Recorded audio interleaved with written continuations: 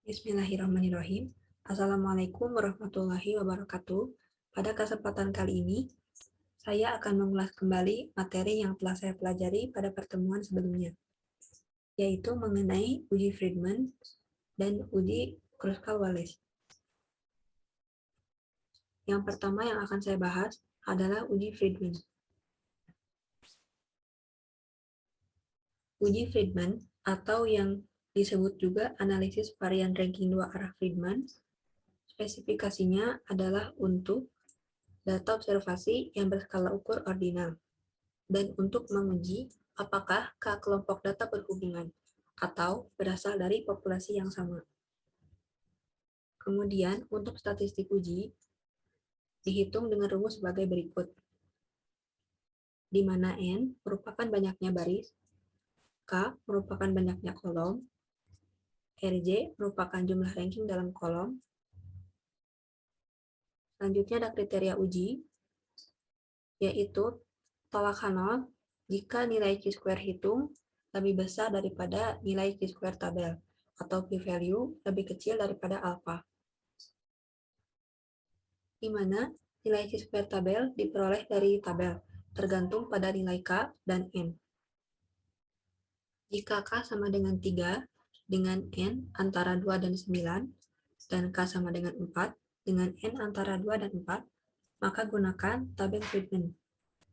Sedangkan jika K dan N besar, gunakan tabel distribusi Q-square. Dan berikut ini adalah contoh kasusnya. 7 orang juri telah menilai 5 orang koki. Nilai tersebut diberikan dalam bentuk ranking, di mana secara berurutan dimulai dari yang terburuk hingga yang terbaik. Sehingga ranking 1 adalah yang terburuk dan ranking 5 adalah yang terbaik. Kemudian penilaian tersebut ditampilkan dalam tabel sebagai berikut. Berdasarkan data tersebut, apakah penilaian juri terhadap kelima masakan sama? Untuk solusinya, kita tetapkan hipotesis statistik. H0, yaitu penilaian juri terhadap kelima masakan sama. H1, yaitu penilaian juri terhadap kelima masakan tidak sama. Dan alpha sebesar 5%. Selanjutnya untuk kriteria ujinya yaitu H0 ditolak jika Q-square hitung lebih besar daripada Q-square tabel, atau p-value lebih kecil daripada alpha. Sebaliknya, H0 diterima jika nilai Q-square hitung lebih besar daripada Q-square tabel, atau p-value lebih besar daripada alpha. Selanjutnya, kita akan melakukan uji Friedman dengan menggunakan SPSS berdasarkan data pada kasus tersebut. Pertama, kita pindahkan data ke SPSS Data View.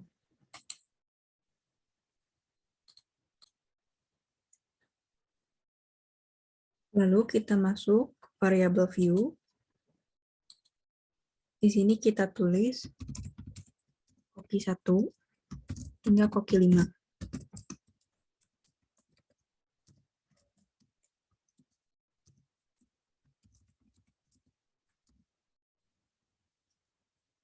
Untuk menghilangkan 0 di belakang koma, kita bisa turunkan nilai desimal hingga menjadi 0.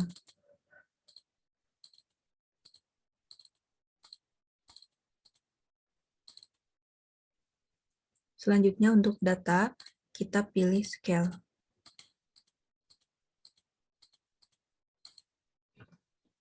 Langkah selanjutnya adalah analisis data. Kita klik Analyze, pilih Non-Parametric Test, lalu pilih Related Sample. Kita masukkan semua datanya ke test variable, lalu klik Friedman pada test type. Terakhir, kita klik OK. Dan ini adalah hasil output SPSS untuk uji Friedman.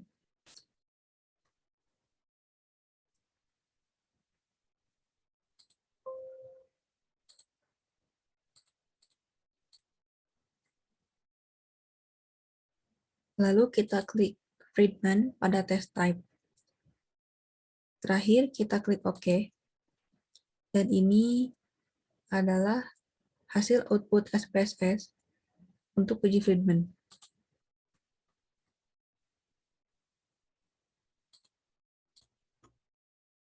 Dan berikut ini merupakan hasil output SPSS untuk uji Friedman. Berdasarkan hasil SPSS tersebut, diperoleh dua tabel. Yang pertama adalah ranks. Tabel ranks ini menunjukkan peringkat rata-rata dari setiap koki. Selanjutnya data statistik. Di sini dapat kita lihat nilai Chi-square-nya yaitu 15,543.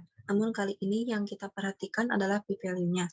Di sini diketahui p-value-nya yaitu 0,004. Nilai ini jauh lebih kecil daripada alpha yang bernilai 0,05. Dengan demikian, H0 ditolak. Sehingga dapat disimpulkan, penilaian juri terhadap kelima masakan tidak sama. Selanjutnya kita akan masuk ke pembahasan berikutnya, yaitu uji Kruskal-Wallis. Uji Kruskal-Wallis atau yang juga disebut analisis varian ranking satu arah, spesifikasinya adalah untuk data observasi yang berskala ukur ordinal, dan untuk menguji apakah K-sampel independen berasal dari populasi yang berbeda. Uji Kruskal-Wallis juga digunakan untuk menentukan bahwa sedikitnya ada satu kelompok yang berbeda. Untuk yang tidak memiliki skor atau ranking yang sama, dihitung dengan rumus sebagai berikut, di mana K merupakan banyaknya sampel, RJ merupakan jumlah ranking pada sampel, NJ merupakan banyak kasus dalam sampel ke J, dan N atau sigma NJ merupakan banyak kasus dalam semua sampel.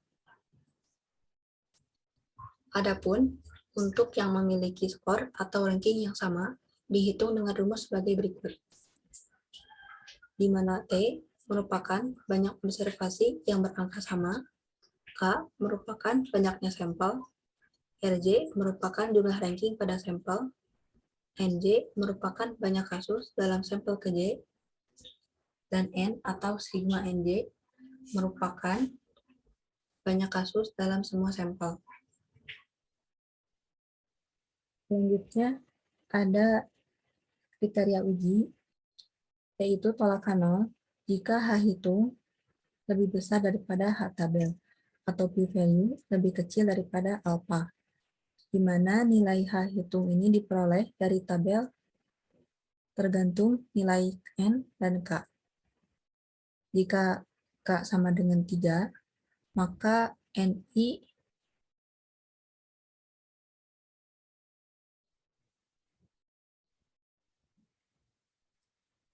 selanjutnya ada kriteria uji, yaitu tolak H0 jika nilai mutlak Z hitung, yaitu tolak H0 jika nilai Z hitung lebih besar daripada nilai H tabel atau p-value lebih kecil daripada alpha, di mana nilai H hitung ini diperoleh dari tabel, tergantung nilai N dan K. Jika K sama dengan 3 dan NI lebih kecil daripada, jika K sama dengan 3 dan NI kurang dari 5, gunakan tabel O-Siegel. Sedangkan jika NI lebih besar daripada 5, gunakan tabel C-Siegel. Adapun berikut ini merupakan contoh kasus. Untuk solusinya, pertama kita tetapkan hipotesis statistik. H0, yaitu tidak terdapat perbedaan antara skor rata-rata sikap otoriter dari ketiga tipe pendidik.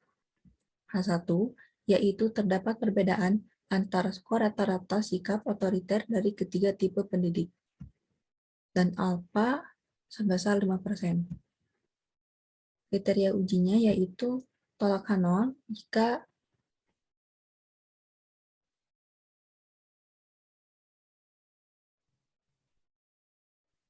dan kriteria uji yaitu H0 ditolak jika nilai H hitung lebih besar daripada nilai H tabel atau p-value lebih kecil daripada alpha. Dan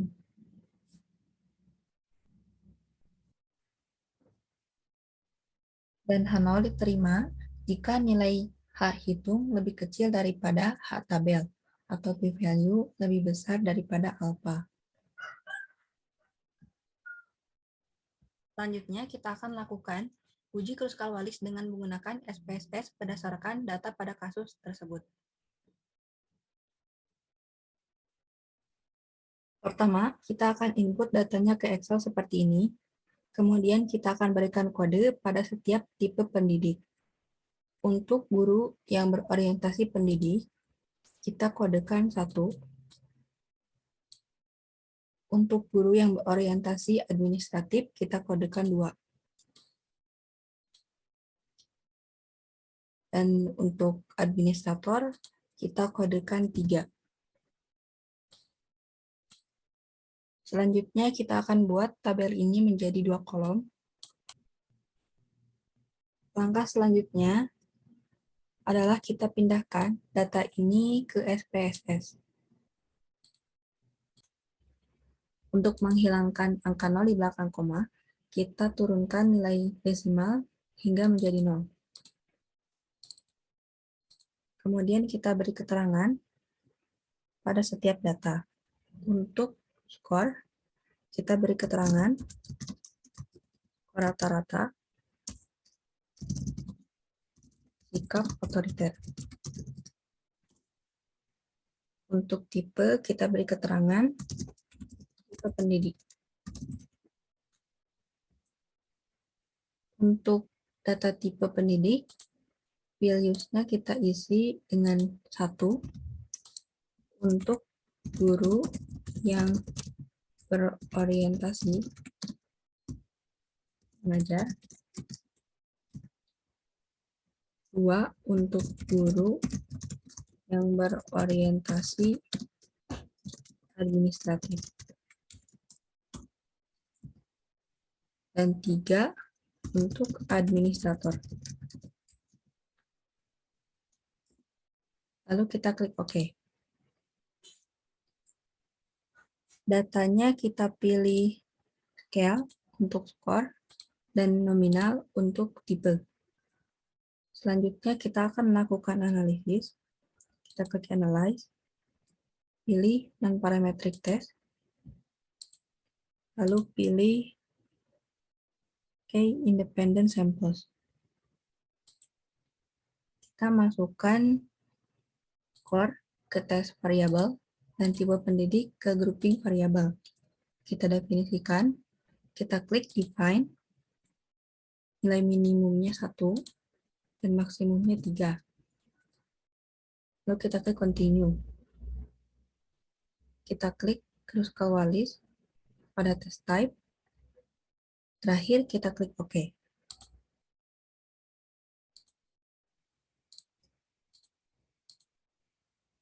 Dan ini adalah hasil output SPSS untuk uji Kruskal-Wallis. Berdasarkan hasil output SPSS tadi, diperoleh 2 tabel. Yang pertama adalah range. Tabel range ini menunjukkan rata-rata peringkat dari setiap tipe pendidik. Dan yang kedua adalah tes statistik. Dari sini dapat kita lihat nilai Kruskal-Wallisnya yaitu 6,406 dan p-value-nya 0,041. Untuk kriteria ujinya, yaitu tolak H0 jika nilai H hitung lebih besar daripada nilai H tabel, atau p-value lebih kecil daripada alpha. Diketahui nilai H hitungnya 6,406. Dengan alpha sebesar 0,05 dan N sama dengan 14, kemudian kita peroleh nilai H tabelnya yaitu 1,64. Sehingga nilai H hitung lebih besar daripada nilai H tabel. Adapun dilihat dari perolehan p-value, yaitu 0,041, yang mana nilai ini lebih kecil daripada alpha yang bernilai 0,05. Sehingga p-value lebih kecil daripada alpha. Berdasarkan kriteria uji ini, maka H0 ditolak. Sehingga dapat disimpulkan bahwa terdapat perbedaan antara skor rata-rata sikap otoriter dari ketiga tipe pendidik. Di antara ketiga tipe pendidik, pendidik dengan tipe administrator bersikap paling otoriter dibanding tipe pendidik lainnya. Baik, mungkin cukup sekian dari saya, kurang lebihnya mohon maaf. Terima kasih. Wassalamualaikum warahmatullahi wabarakatuh.